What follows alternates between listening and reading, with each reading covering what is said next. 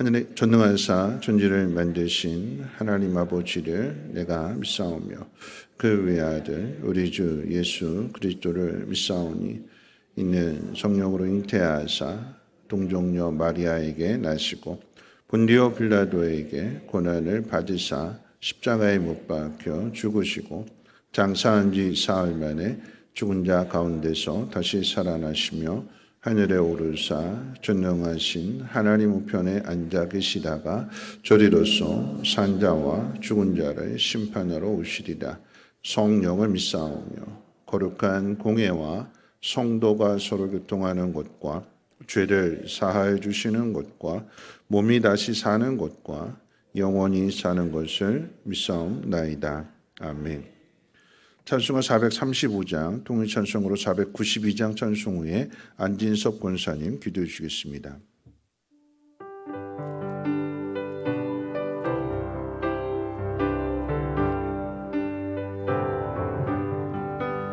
나의 영원하신 기억 생명보다 귀하다.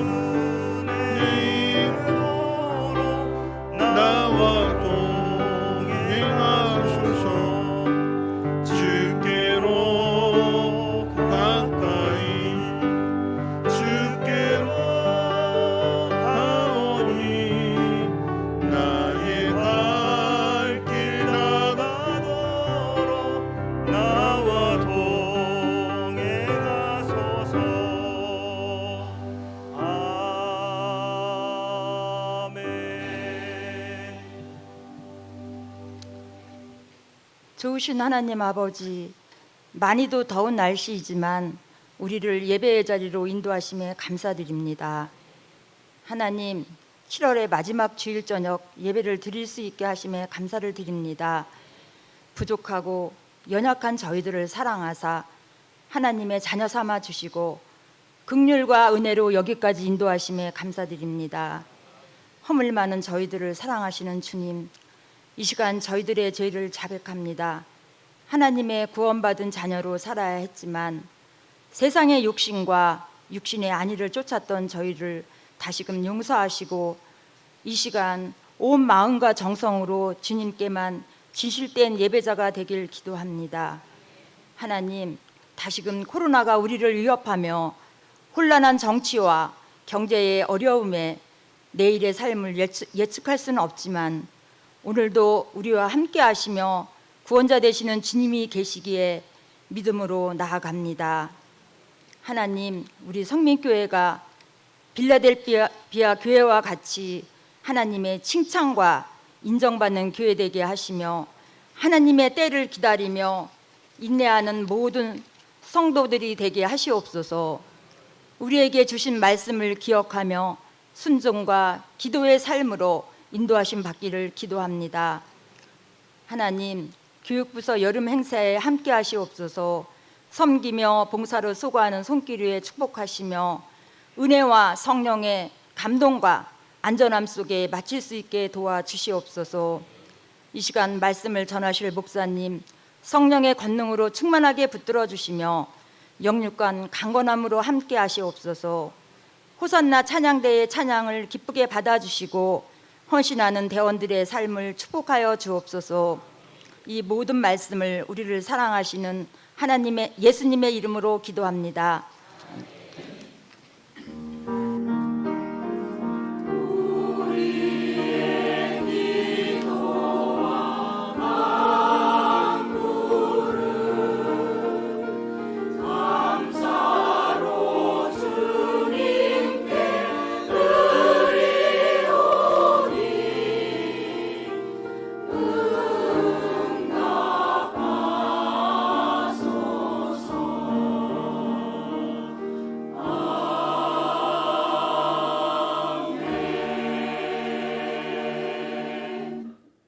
교회 소식은 주보를 참고해 주시고요. 여름 행사 이번 주 목요일, 금요일, 토요일 힐틴 청소년부의 수련회가 노예 연합으로 진행됩니다. 많은 관심들 가져주시고 기도해 주시길 부탁드리겠고요. 아울러서 목요일과 금요일 차량 기사님들 휴가 관계로 인해서 새벽과 금요 밤 기도에 차량 운행이 없다라고 하는 것 참고해 주시기를 바라겠습니다. 하나님 말씀 보도록 합니다. 하나님 말씀은 누가복음 13장 10절 말씀부터 21절까지 보시겠습니다. 누가복음 13장 10절로 21절까지 제가 가진 성경으로 신약성경 117페이지고요. 10절부터 21절까지 한 절씩 교독으로 읽겠습니다. 예수께서 안식일에 한 회당에서 가르치실 때에 18해 동안이나 귀신 들려 앓으며 꼬부라져 조금도 펴지 못하는 한 여자가 있더라. 예수께서 보시고 불러 이르시되 여자여 내가 네 병에서 놓였다 하시고 안수하시니 여자가 곧 펴고 하나님께 영광을 돌리는지라. 회당장이 예수께서 안식일에 병 고치시는 것을 분내어 무리에게 이르되 일할 날이 엿새가 있으니 그동안에 와서 고침을 받을 것이요 안식일에는 하지 말 것이니라 하거늘 주께서 대답하여 이르시되 외식하는 자들아 너희가 각각 안식일에 자기의 소나 나귀를 외양간에서 풀어내어 이끌고 가서 물을 먹이지 아니하느냐. 그러면 18해 동안 사탄에게 매임바 된 아브라함의 딸을 안식일에 이 매임에서 푸는 것이 합당하지 아니하냐? 예수께서 이 말씀을 하시매 모든 반대하는 자들은 부끄러워하고 온 무리는 그가 하시는 모든 영광스러운 일을 기뻐하니라. 그러므로 예수께서 이르시되 하나님의 나라가 무엇과 같을까? 내가 무엇으로 비교할까? 마치 사람이 자기 채소밭에 갖다 심은 겨자씨 하나 같으니 자라 나무가 되어 공중의 새들이 그 가지에 깃들였느니라. 또 이르시되 내가 하나님의 나라를 무엇으로 비교할까? 마치 여자가 가루 소말 속에 갖다 넣어 전부 부풀게 한 누룩과 같으니라 하셨더라. 아멘. 호산나 찬양대 찬양 읽겠습니다.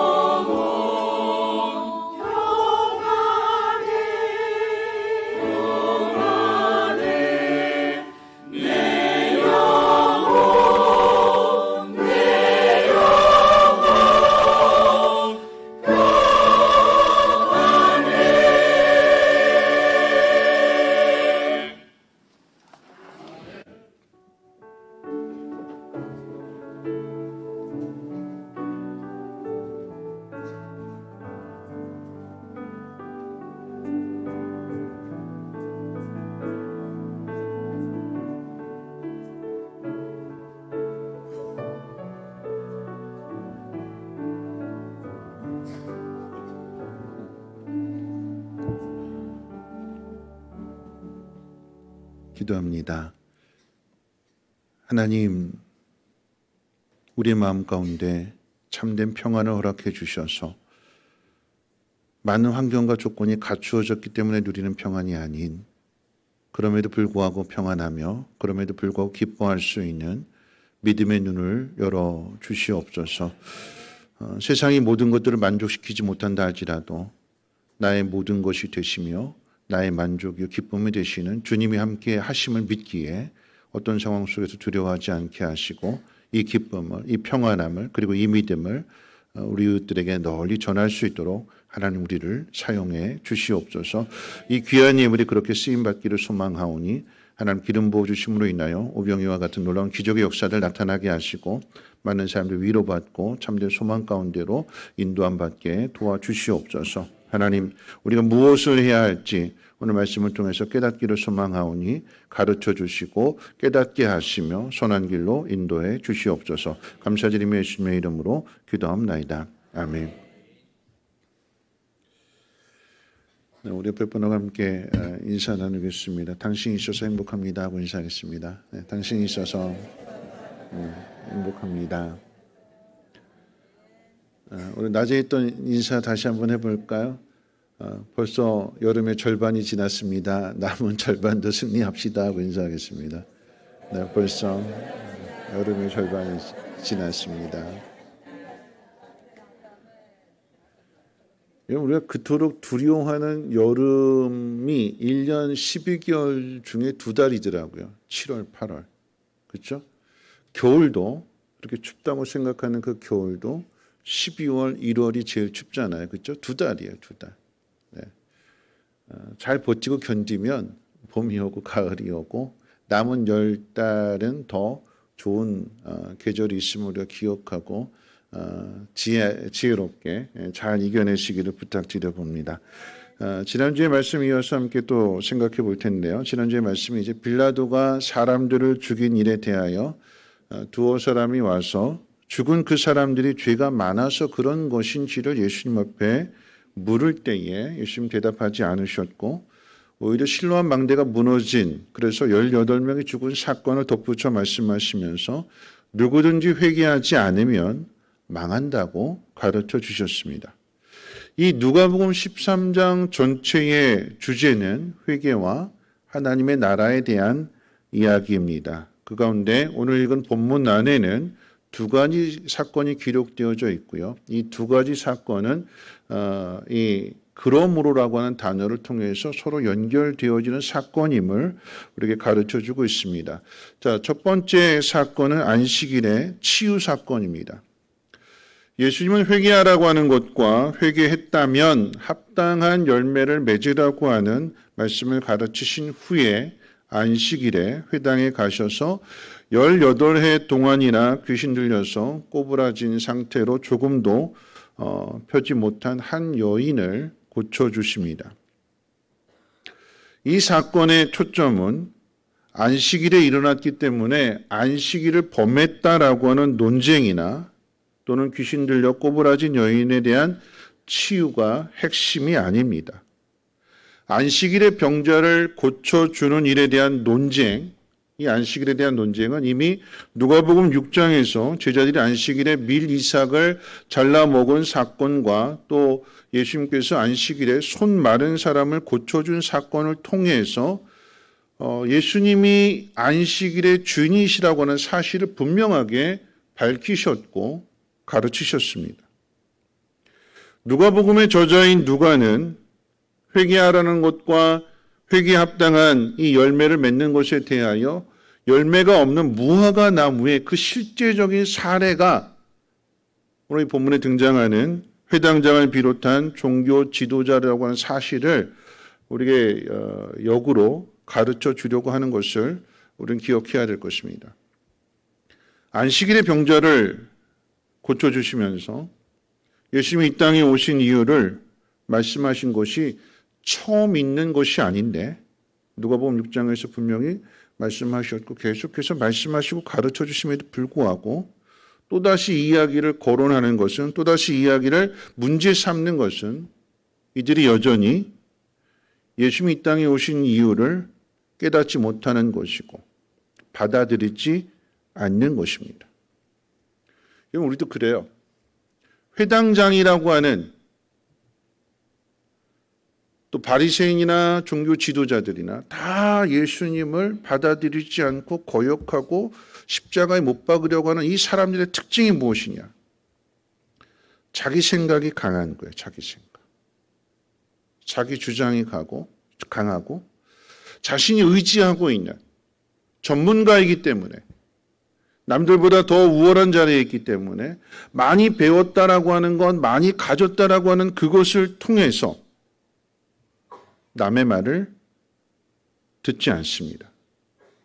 거기에 더하여서 죄의 고집, 이 죄성도 함께 곁들여져서 쉽게 받아들이지 않는 것입니다. 복음임에도 하나님의 아들이 오셔서 가르쳐 주시는 것임에도 불구하고 한 번도 아니고 계속해서 가르쳐 주시는데도 그것을 받아들이지 않습니다. 예수님이 이들을 향해서 오늘 본문 가운데 15절에 보면 외식하는 자들이라고 부르십니다. 안식일에 일하지 말라 하고 이제 시비 걸고 태클 건 사람은 회당장 한 사람으로 기록되어져 있지만 이 15절 말씀 가운데 외식하는 자들, 단수가 아니라 복수를 사용한 것을 통해서 바리새인들, 종교자들까지 함께 묶어서 책망하시는 것을 볼 수가 있습니다. 예수님께서 이들을 책망하시는 이유는 열매로 비유가 되는 그들의 삶과도 관련이 있습니다. 회당장을 비롯한 이 종교 지도자들은 신앙과 교육의 전문가들이고요. 누구보다도 열심인 사람들입니다. 그런데 그 열심의 방향과 목적이 자기 자신을 위한 열심입니다. 그럼 이들의 자랑이 뭘까요? 바리새인의 기도에서 나타나는 것처럼 11조를 드렸습니다. 금식을 했습니다. 구제를 했습니다. 이 모든 것들이 자기 자랑이라고 하는 것은 다시 말하면 자기 공로가 되는 것이고 이런 것들을 행함으로 인하여 하나님 앞에 복을 받겠다라고 하는 그 마음에서 비롯된 행동들이에요. 하나님 원하시는 것이 무엇인지 하나님 앞에 듣고 하나님 앞에 순종하는 그런 모습들이 아니라 내가 이렇게 하면 복을 받을 것이다 라고 하는 자기 생각, 자기 기준, 자기 틀 이런 것들을 만들어 놓고 난 열심히 지켰습니다. 그러니까 나는 의로운 사람입니다. 그런데 바깥에 있는 저 사람들은 그렇지 않습니다. 구분하는 거죠. 또한 구별하기도 합니다. 그럼 이 모든 것들이 결국은 자기중심적이 되는 거예요. 삶의 방향 또한 이들은 매우 자기중심적입니다. 다른 사람이 어려움에 빠져 있어도 나만 아니면 됩니다. 이러한 신앙관과 생활관을 가진 그 모습이 오늘 본문 그대로 드러나고 있어요. 회당장의 이야기를 통해서 드러나게 되는데 우리 14절 말씀 같이 한번 읽어볼까요? 14절 말씀 함께 읽겠습니다. 시작. 회당장이 예수께서 안식일에 병 고치시는 것을 분내어 무리에게 이르되 일할 날이 엿새가 있으니 그 동안에 와서 고침을 받을 것이요 안식일에는 하지 말 것이니라. 회당장이 분내는 것이 그저 안식일을 범했다고 해서 예수님께만 분내는 것이 아니라 고침을 받은 무리들, 함께 있는 무리들을 향해서도 분내는 것을 보게 됩니다. 그러면서 귀신에 매여서 허리가 꼬부러진 채로 살아가던 이 여인이 자유를 얻게 되고 병 고침을 받게 된 그 사실에 대하여 함께 기뻐하지 않습니다. 병 고침을 받은 이 여인의 행복은 나와는 상관없는 일이에요. 회당장의 관심은 오직 이 일로 자신이 책임지는 이 회당에 안식일을 범하고 규례를 지키지 않는 사람들이 모여들더라. 그래서 자신이 관리하는 이 회당이 잘못된 소문이 퍼져나갈까 봐 그게 더 신경 쓰이게 되는 거예요. 말하자면 이런 교회에 예배를 드리러 오고 기도하러 오고 근데 오늘 시간 다 끝났어요. 돌아가세요. 그런 것과 똑같은 거예요. 어떤 마음에서 찾아왔는지, 어떤 마음으로 기도하려고 하는지, 기도하기를 원한다면 기꺼이 문 열어주고 함께 기도해주고 그래야 되는데, 이 회당장의 관심은 오직 안식일에 고침 받았대, 이 소문들이 쫙 유대사회에 퍼져나가게 되면 유대인들로부터 또는 종교 지도자들로부터, 무리들로부터 문제 있는 거 아니야 하면서 자꾸 사람들이 말하게 되면 결국 자기 자리와도 관련이 되는 것이기 때문에 이 회당장은 분을 냈다고 했습니다. 분을 냈다고. 화를 냅니다. 그럼 결국 이것이 어디까지 연결되어지는가라고 할 때에 사람들의 마음이 예수님께로 향하게 되는 것, 그러면 결국 자기 자리를, 자기 인기를 빼앗기게 될 것을 염려해서 결국에는 예수님을 십자가에 못 박는 데까지 연결되는 거죠. 이러한 마음, 이러한 모습은 회개하지 않은 인간이 자연 그대로 가지고 있는 본성이기도 합니다. 회개에 합당한 열매를 맺어야 된다라고 하는 것은 이러한 본성에서 돌아서는 것이고 돌이키는 일입니다. 잘못된 것에서 돌이키지 않으면 잘못된 방향 그대로 가게 되고요. 잘못된 것을 바로잡지 않으면 잘못된 그대로의 열매를 맺을 수밖에 없습니다. 그래서 우리는 늘 신앙의 방향이 하나님과 하나님 나라를 향하고 있는지를 늘 확인해야 되고 점검해야 될 것입니다. 그렇지 않으면 하나님을 위한다고 하면서 회개하기 전에 바울처럼 그 무지함 속에서 오히려 죄를 쌓는 일을 더 많이 지을 수밖에 없습니다. 자기는 열심히 있다고 그래요. 자신은 누구보다도 하나님의 사람이라고 이야기하지만 결국 회개하기 전에 그 사울의 모습은 십자가의 원수였고 하나님을 대적하는 길에 열심이었던 모습을 우리는 확인할 수 있습니다. 바울은 로마서 11장에서 이방인의 구원을 설명할 때 이런 설명을 했어요. 뿌리가 거룩하면 가지도 거룩하다 하는 것을 설명하게 될 때에 이방인을 돌 감람나무에 비유하고 예수님을 참 감람나무에 비유했습니다. 그러니까 우리나라로 비유한다면 이방인은 돌배가 되는 거고 돌배나무, 예수님은 참 배나무가 되는 거예요. 돌배는 어떤 맛일까요? 돌배. 딱딱하고 맛이 없죠. 맛있어요? 떫고, 조그맣고, 과즙도 약하고. 참배는요? 과즙도 많고. 참배 얘기하니까 막 침이 고이시나 봐요. 막 시원하고 과즙도 많고 달콤하고. 그렇죠? 어떤 배가 좋아요? 돌배가 좋아요? 참배가 좋아요? 참배가 좋죠. 그렇죠? 돌 감람나무가 참배를 맺을 수는 없죠. 왜냐하면 그 뿌리가 그 나무 자체가 돌 감람나무이기 때문에 그렇습니다. 그러면 어떻게 이 돌감나무가 참 감람나무의 열매를 맺을 수 있는가? 왜 돌배가 참배를 맺을 수 있는가 하면 그 가지가 어떻게 해요? 어디에 접붙이면 돼요?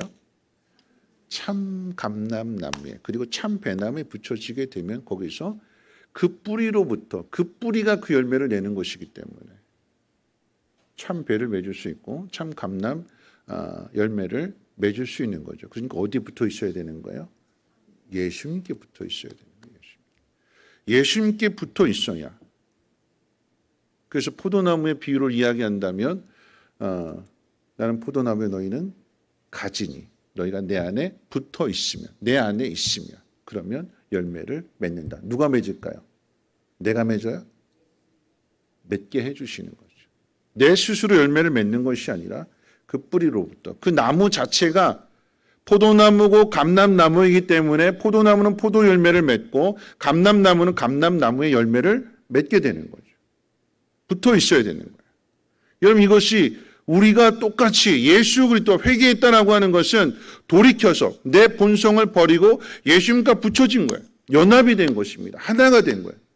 그래야만 우리가 예수님을 닮아갈 수 있는 것이지 우리 안에서 사랑하고 우리 안에서 인내하고 우리 안에서 화목하고 우리로서는 할 수 없어요. 자기중심적이기 때문에. 그게 자연적인 본성이기 때문에 나부터 생각하는 거거든요.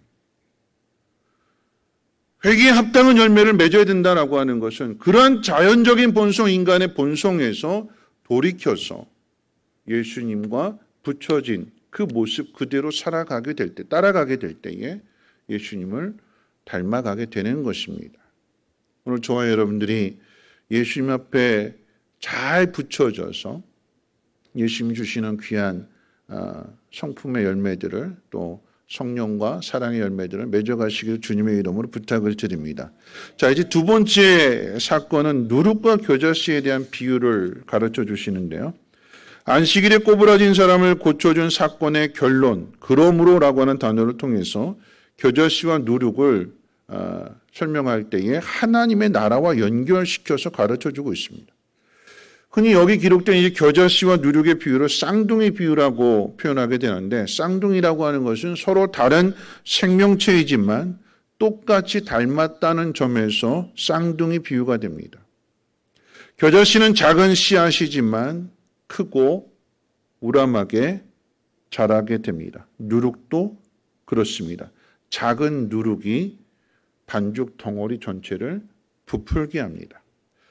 이 누룩과 겨자씨에 대한 비유 말씀하시는 그 공통적인 의미를 잠깐 한번 생각해 본다면, 첫 번째 생각해 볼 것은요, 이 겨자씨와 누룩의 공통점은 잠재력이 있다라고 하는 것입니다. 겨자씨는 직경이 1mm 정도래요. 1mm. 무게는 1mg 정도밖에 되지 않는다고 합니다. 그러니까 모든 씨 중에 가장 작은 씨라고 할 수 있어요. 그런데 이 씨앗이 땅에 뿌려져서 싹을 내게 되면 정원식물 가운데 가장 크게 자란다고 합니다. 3m에서 5m까지. 그렇게 자라기 때문에 오늘 성경의 표현대로 이야기한다면 공중에 날아다니는 새들이 이 겨자씨 나무에 와서 깃들 수 있는 보금자리를 만들 수 있을 정도로 그 나무가 크대요.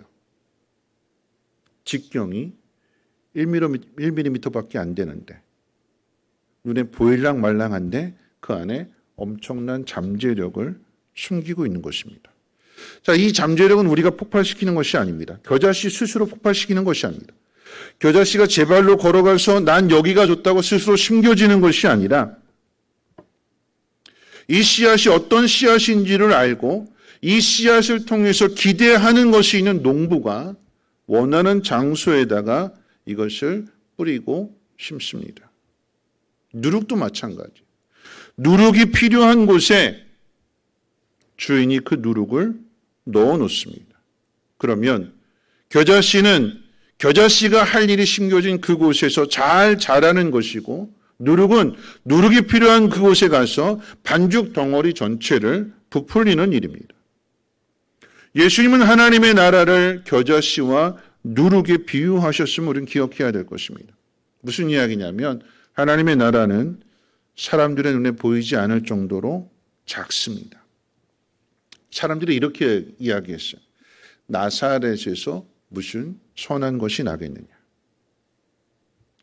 십자가에 못 박혀 죽는 예수가 어떻게 메시아가 될 수 있느냐 조롱했습니다. 쓸모없는 돌이라고 버렸습니다.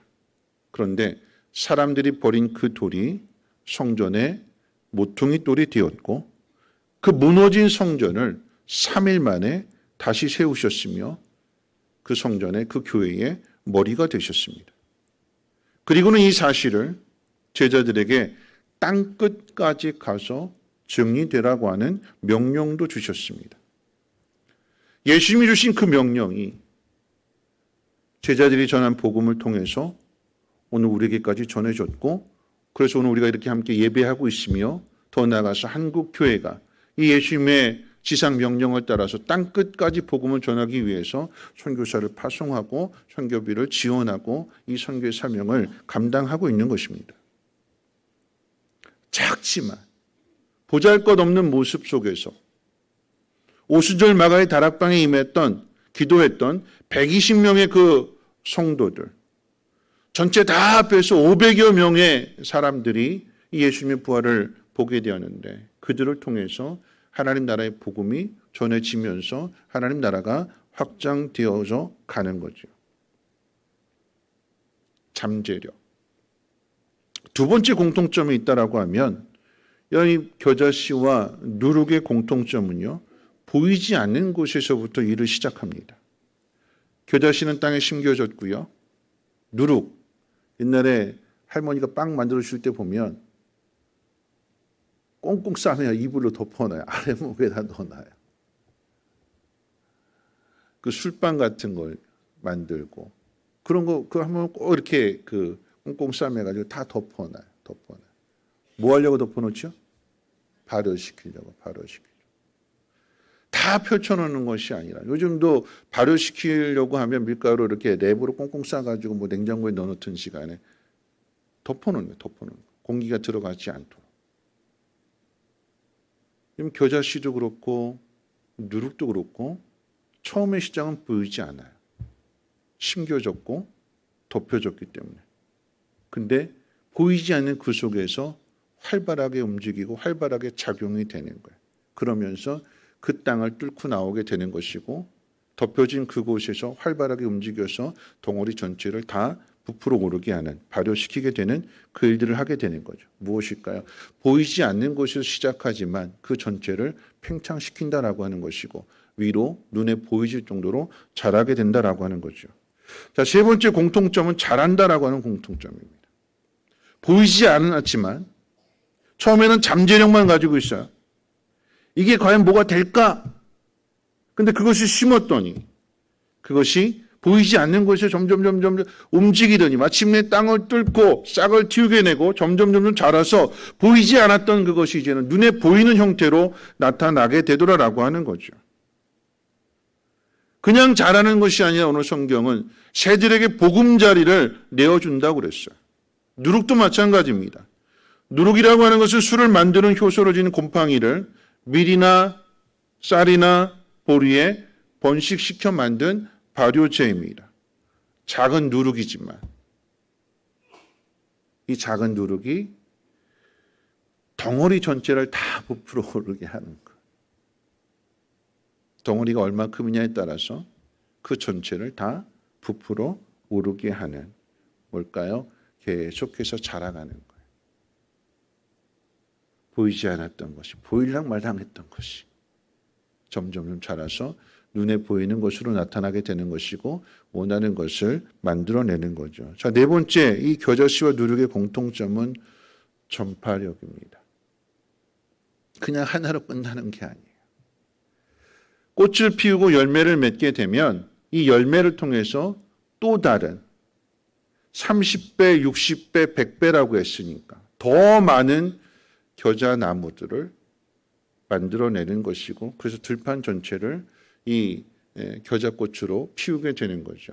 그럼 이 전파력과 관련해서는 알렉산더 대왕의 그 일화가 유명한데 이 알렉산더 대왕이 자기 그 영토를 확장하고 세계를 정복하는 과정 속에서 페르시아의 다리우스 황제와 피할 수 없는 결전을 벌여야만 합니다. 세상의 주인이 둘이 될 수 없기 때문에 누가 진짜 왕이냐 이걸 놓고 정복하느냐 정복당하느냐 승자가 되느냐 패자가 되느냐 이 알렉산더 대왕하고 페르시아의 이 다리우스 황제하고 붙게 됐어요. 그럴 때에 이 페르시아의 다리우스 황제가 알렉산더에게 참깨를 보내면서 선전포고를 합니다. 무슨 이야기냐면 우리는 이렇게 수가 많고 크니까 참깨처럼 많으니까 우리 건들지 마라. 포기하고 항복해라. 그런 의미에서 이제 싸움을 결전을 시작한다라고 하는 선전포고를 날렸어요. 페르시아의 다리우스 황제가. 그랬더니 이제 알렉산더 대왕이 답례품을 보내게 되는데 작은 봉투 하나를 보냈습니다. 그 속에 뭐가 들어있었을까요? 그렇죠. 오늘 제가 무슨 설교하고 있어요? 겨자씨. 뭐 넣었을까요? 봉투 속에? 겨자씨를 넣어서 보냈어요. 드디어 이제 결전이 벌어졌는데 그 결과는 누가 이겼을까요? 알렉산더가 이겼어요. 알렉산더. 알렉산더가 그 봉투 안에다가 겨자씨를 넣어서 보냈는데 그 겨자씨의 의미에는 이런 의미가 담겨져 있습니다. 우리의 수가 적다고 무시하지 마라. 이 겨자씨는 작지만 무섭고 놀라운 생명을 가지고 있다. 우리는 전쟁에서 반드시 승리한다. 그 메시지를 겨자씨를 담아서 보낸 거였어요. 그럼 제주도에 가면 어떤 꽃이 제일 유명할까요? 제주도에는 유채꽃이죠, 그렇죠? 네, 유채꽃이 유명해요. 유채꽃이 온 들판에 노랗게 물들여져 있는 그 모습을 제주도에 가면 볼 수 있을 것입니다. 지금은 아니지만. 그런데 그와 똑같이 이스라엘에 가면 3월달이 되면 이 겨자가 꽃을 피우게 되는데 그 색깔이 노란 색깔이래요. 그래서 온 들판 전체가 이 겨자꽃으로 노랗게 물들여져 있는 것을 볼 수 있다고 합니다. 겨자씨는 어떤 씨보다도 작지만 땅에 떨어져 싹이 나게 되면 그 이듬해 그 지역이 온통 노랗게 변할 만큼의 놀라운 생명력과 전파력을 가지고 있습니다. 하나님의 나라가 그렇대요. 하나님의 나라가 눈에 보이지 않는 것 같고 미약해 보이고 약해 보였지만 복음이 증거되어지는 곳곳마다 그렇게 기독교를 핍박하고 예수를 십자가에 못 박았던 그 로마가 마침내 기독교 국가로 변화되었던 것처럼 하나님의 나라가 지금도 계속해서 확장되어져 가고 있습니다. 자, 우리는 어떤 겨자씨가 되어야 될까요? 그리고 오늘 말씀을 생각해 보면서 어떤 것을 전파해야 할까요? 오늘 제가 낮 시간에 감사는 밥이다라고 하는 책을 쓴 미즈노 겐조의 이야기를 했지요. 눈과 귀 단 2가지만 쓸 수 있음에도 감사하게 되고 그리고는 그 감사가 온 세상을 향해서 퍼져나가는 것을 봅니다. 그 낮에 설교하면서 이제 같이 이제 우리나라에도 그런 분이 있다 그러면서 박신구 씨의 그 형제의 예수 동행일기를 소개해 드렸는데 낮에는 2021년도 8월 16일 날짜를 소개해 드렸고 오늘 잠깐 2022년 2월 8일 쓴 일기를 소개하면서 오늘 말씀을 정리하려고 하는데요. 이런 내용이었습니다. 새로운 한 주의 시작인 월요일을 은혜와 평강으로 인도해 주신 주님께 감사드립니다. 얼마 전까지 희망이 사라진 것 같았는데 주님과 동행하면서 다시 희망이 생겼습니다. 살아있다. 그러므로 나는 희망한다. 반복되는 일상 속에 무뎌지고 굳어진 마음을 만지시고 새롭게 하시는 주님을 찬양합니다. 오늘 엘리사소 목사님이 카카오톡으로 보내주신 눈 깜빡이 시인 미즈노 겐조의 이야기를 통해 큰 감동을 받았습니다. 뇌병변 장애인으로 평생 누워서 눈 깜빡이만 가능했던 미즈노 겐조의 삶과 시가 마음을 울렸습니다. 그가 그런 영성과 통찰력을 가지게 된 것은 어려서 읽게 된 성경을 통해 주님을 영접하고 늘 동행하는 복을 받았기 때문입니다. 내가 아무것도 할 수 없다고 실망하고 포기했던 지난 날을 반성하면서 미즈노 겐조처럼 믿음으로 보고 듣고 감사하며 살겠습니다. 그래서 손가락 하나로 많은 걸 할 수 있으니 지루하다, 답답하다, 불평하지 말고 주어진 삶에 감사하고 나와 동행하시는 주님을 증거하겠습니다. 한 사람의 감사가 어떻게 퍼져나가고 어떻게 전파되어지는지 오늘 낮에 설명한 이 미즈노 겐조 감사가 밥이다라고 하는 그 책 속에서 이 그분이 지은 그 영적인 통찰력을 가지고 지은 그 산다라고 하는 그 시가 제 마음에 확 와닿습니다. 하나님의 손 안에서 큰 손 안에서 달팽이는 달팽이답게 기며 반딧불꽃은 반딧불꽃답게 피고 청개구리는 개구리답게 울며 하나님의 크신 손 안에서 나는 나답게 산다. 하나님은 눈과 귀 단 2개만 쓸 수 있도록 하셨지만 그 눈과 귀 안에 엄청난 잠재력과 전파력을 담아주셨습니다. 우리는 어떻게 살아야 될까요? 그저 겨자씨와 누룩에 대한 비유의 말씀을 어떤 의미인지 해석하는 것을 듣고 그것으로 끝나는 것이 아니라 이 겨자씨와 누룩이 보이지 않는 것처럼 작지만 그 안에 엄청난 잠재력이 숨겨져 있기 때문에 내가 가지고 있는 것이 무엇인지 그것이 중요한 것이 아니라 단지 눈과 귀 2가지만 있어도 하나님은 그 눈과 귀를 통해서 엄청난 일을 이루어 가시는 하나님이심을 우리는 믿어야 될 것입니다. 하나님 믿는다고 하면서 예수님과 하나님의 나라와는 상관이 없이 오늘 앞서 소개했던 이 회당장처럼 그저 내 밥그릇만 생각하는 삶을 살아서는 안 될 것입니다. 어떤 삶을 사는 사람일까? 회당장처럼 살까? 아니면 미즈노 겐조나 또는 박신구 형제처럼 감사하며 그 감사의 영향력을 전하며 살아야 될까? 자신을 불행하다고 생각하는 사람은 절대 남을 행복하게 해줄 수 없습니다. 자신을 불행하다고 생각하는 사람은 다른 사람도 불행하게 만듭니다.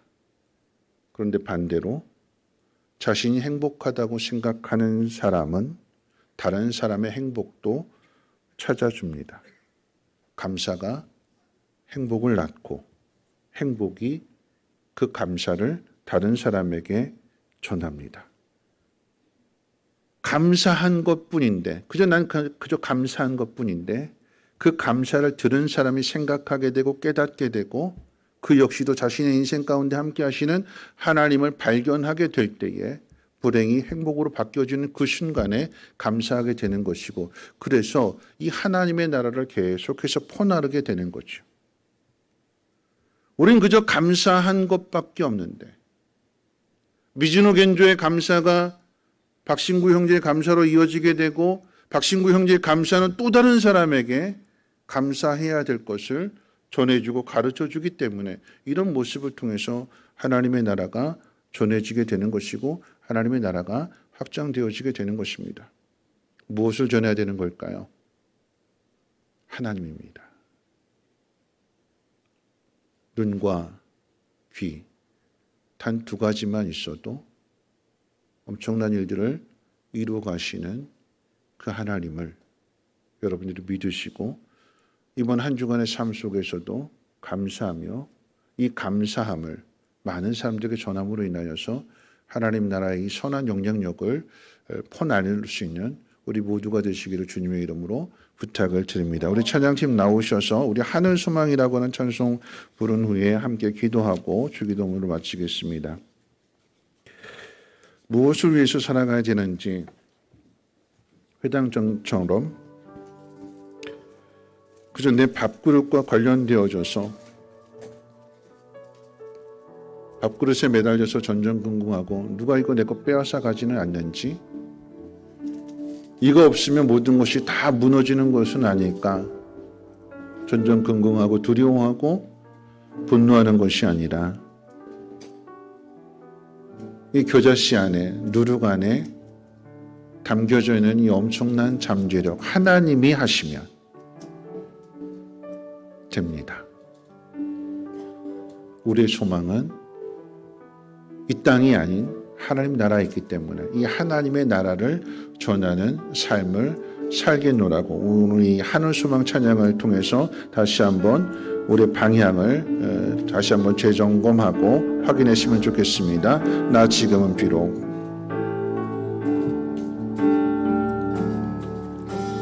지금은 비록 땅을 못하며 살지라도 내 영혼 저 하늘을 디디며 사네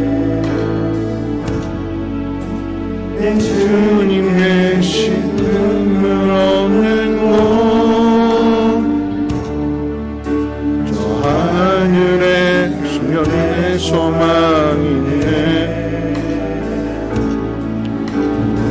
얼굴들 그리운 이름들 많이 생각나. 가슴 터지도록 기다려지는 곳, 내 아버지 넓은 날 가주시는 저 하늘에 사는 내 소망인데, 주님 그 나라에 이를 때까지 순례의 걸음 멈추지 않으며,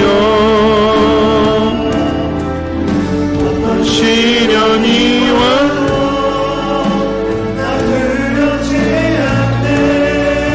주와 함께 걷는 주님 그 나라에, 주님 그 나라에 이를 때까지 순례의 걸음 멈추지 않으며, 어떤 시련이 와도 나 두렵지 않네. 주와 함께 걷는 다시 한번 고백합니다. 나 지금은 비록 땅을 못하며 살지라도 내 영혼 저 하늘을 디디며 사네. 내 주님 계신 눈물 없는 곳, 저 하늘에 주님의 소망이 있네.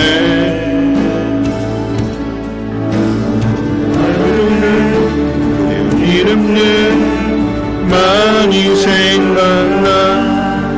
때로 가슴 터지도록 기다려지는 곳, 내 아버지 넓은 두 날 맞으시는 저 하늘에 사는 내 소망이네. 주님 그 나라에 이를 때까지 순례의 걸음 멈추지 않으며, 시련이 와도 나 두렵지 않네. 주와 함께 걷는 주님 그 나라에 이를 때까지, 나라에 이를 때까지 순례의 걸음 멈추지 않으며, 시련이 와도 나 두렵지 않네. 주와 함께 걷는 이 길에. 오늘 말씀 생각하면서 한번 기도하는 시간을 가질 텐데요. 겨자씨는 스스로 심겨지는 것이 아니라 심는 주인이 목적을 가지고 심어놓은 그곳에서 자라는 것입니다. 겨자씨보다도 겨자씨를 잘 아는 주인이 그곳에 심어놨다면 누룩도 마찬가지인 거잖아요. 그곳에서 일하는 것이고 자라는 것이고 부풀어져야 될 것입니다. 근데 그게 쉽지 않죠. 본성을 가지고 있기 때문에 오늘 박신구 형제가 얘기해서 이야기하는 것처럼 희망이 사라진 것 같고 다시 굳어졌고 마음이 무너진 것 같은데 주님이 다시 우리의 마음을 새롭게 해주시고 깨닫게 하시고 다시 결단하게 하시는 거예요. 뭐 하라고요? 다른 사람 생각하지 말고, 다른 사람과 비교하지 말고, 우리 지으신 목적대로 허락하신 그 모든 상황 속에서 나답게 살라고요. 나답게 살 수 있는 것은 주님과 함께 동행하는 삶을 이야기합니다. 내게 주어진 그 모든 상황들 속에서 선한 일들을 이루어 가시는, 눈과 귀 두 가지만으로도 하나님의 나라를 이루어 가시는 이 주님 앞에 온전히 나 자신을 내어드리고 주님 나를 사용해 주시옵소서. 이 땅 가운데 소망이 아닌 이 땅에서 힘들고 어려운 그 모든 것에 대하여 하늘나라에 대한 소망을 들고 주님 나를 만나주시는, 주님 나를 안아주시는 그날을 바라보며 견뎌내며 이겨내며 오늘도 순종하며 감사하며 살아가겠습니다. 우리 함께 통성으로 하나님 앞에 기도합니다. 거룩하신 하나님 감사합니다. 하나님, 이제 한 주간을 또 살아가기에 앞서서 오늘 주신 말씀을 우리 마음 가운데 새기며 심어놓은 그곳에서, 덮어놓은 그곳에서 비록 사람들 눈에 보이지 않지만 그 안에 하나님의 나라가 있고 그 안에 기쁨이 있고 그 안에 사랑이 있고 그 안에 놀라우신 하나님의 능력이 있음을 하나님 나를 통해서 드러내며 나타나게 도와주시옵소서. 순종하며 인내하며 마땅히 행해야 할 그 일들을 감당하게 될 때에 보이지 않았던 것이 점점 자라게 되고 보이지 않았던 것이 점점 부풀어져서 마침내 온 전체를 부풀게 했던 것처럼 하나님 그 일을 능히 감당할 수 있는 우리의 믿음이 되게 도와주시옵소서. 한 주간을 생각하면서 하나님 우리가 해야 될 일들은 하나님 감사하는 일입니다. 우리에게 주어진 모든 상황들 속에서 하나님의 일하심을 기대하며 소망하며 하나님 앞에 감사하게 될 때에 하나님 그 모습을 본 사람들 또한 감사하게 될 것이며 하나님에 대한 사랑을 통하여서 불행이 아니라 행복임을 깨닫게 될 것이며 하나님의 나라를 열심히 전하는 하나님의 나라 확장해 나가는 일꾼이 되어질 것입니다. 하나님 한 주간 힘들고 어렵겠지만 다시 한번 버티고 견뎌내고 열매 맺을 때까지 순종하며 나갈 수 있도록 은혜 베풀어 주시옵소서. 하나님께서 우리를 이곳에 심어 놓으셨습니다. 가정과 직장과 주변의 많은 사람들 속에 그 속에 넣어 놓으셨습니다. 작아 보이고 연약해 보이고 사람들이 비웃고 조롱하는 그런 모습일지라도 그 안에 잠재력이 있고 능력이 있고 하나님이 함께 하심을 믿는 믿음 안에서 하나님 일하게 하옵소서. 순종하게 하옵소서. 그래서 부풀어지게 하시고 자라게 하시고 마침내 하나님의 나라를 드러낼 수 있는 우리의 믿음이 되게 도와주시옵소서. 행복한 사람이 다른 사람을 행복하게 할 것입니다. 감사하는 그 사람이 하나님의 나라를 이루어가게 될 것입니다. 한 주간도 어렵고 힘든 상황 속에서 불평하고 원망하지 않게 하시고 감사하며 기쁨으로 살아낼 수 있는 우리의 믿음 되게 도와주시고 이 모든 일에 대한 감사와 간증과 그 모든 영광을 하나님 앞에 돌릴 수 있도록 하나님 역사해 주시옵소서. 감사드리며 모든 말씀 예수님의 이름으로 기도합니다. 아멘. 주기도문합니다.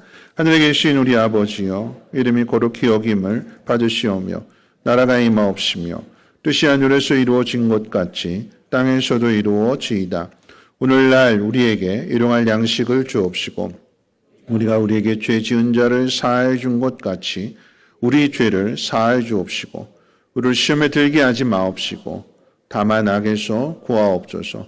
되게 나라와 권세와 영광이 아버지께 영원히 있사옵나이다. 아멘.